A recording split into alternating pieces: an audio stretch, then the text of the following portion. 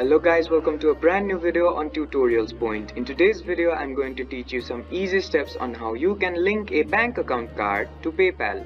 Before we start the video, don't forget to like, share and subscribe to the channel for more such useful tutorials. Without further ado, let's move on to the video. First of all, make sure that you're connected to the internet and open up a web browser. Now, once the web browser is open up on your screen, type in www.paypal.com and hit enter. After the home page of PayPal opens up on your screen, on the top of your screen you'll see a navigation bar. Now on this bar, click on this wallet option. After you click on the wallet option, you'll be guided to another page. Now on this page, click on this link a card option. Once you click on the link a card option, a form will appear on your screen. Now you'll have to fill in some credentials. You'll have to fill in your credit card number here.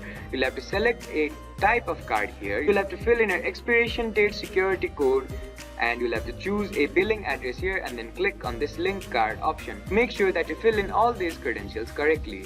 Once you click on the link a card option and if you have filled in those credentials correctly, your bank account card will be linked to your PayPal account. If any problem arises, make sure to contact the customer service of PayPal.